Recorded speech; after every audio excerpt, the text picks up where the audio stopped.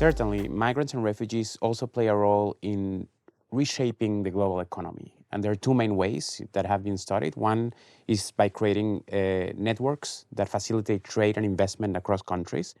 And there's another line of research on how also migrants and refugees play a role in diffusing knowledge and technologies and best practices across countries that translates into higher productivity, exports, etc.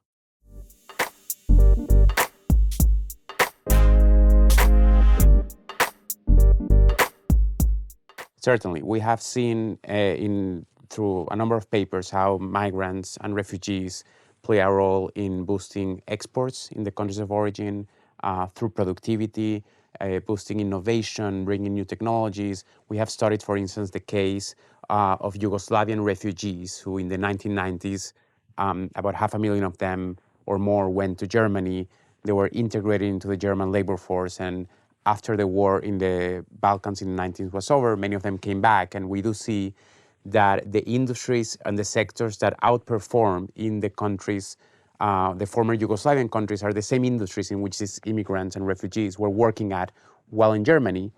And even more so, we see that this effect is even stronger for industries that had occupations where migrants were paid better, where migrants were doing analytical tasks, where migrants worked for the best paying firms, where migrants increased their salaries while they were in Germany.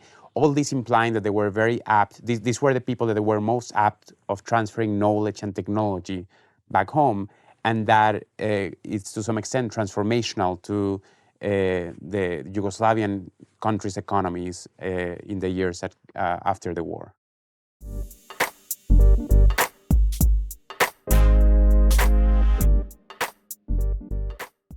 I think that when we look at Ukrainian refugees, right now we're in an area in which we're really trying to help them come and alleviate their suffering and give them all the humanitarian aid they need, which is crucially important. But it's important also to design policies so that they can really integrate in the best possible way in the countries that they're arriving to and reach their full potential. Because that is going to be such an important policy decision for the reconstruction of Ukraine. Because a lot of these refugees, either whether they go back or they stay abroad as a diaspora and they continue creating these networks, they can really transfer a lot of this knowledge, technologies, best practices that could really help be a key component in the reconstruction of Ukraine that is going to need a lot of help, not only from the international community, but from the Ukrainians themselves. And therefore, I think that the best thing that we can do right now to help Ukraine in the future is to admit and to help these refugees integrate as much as possible into the labor force.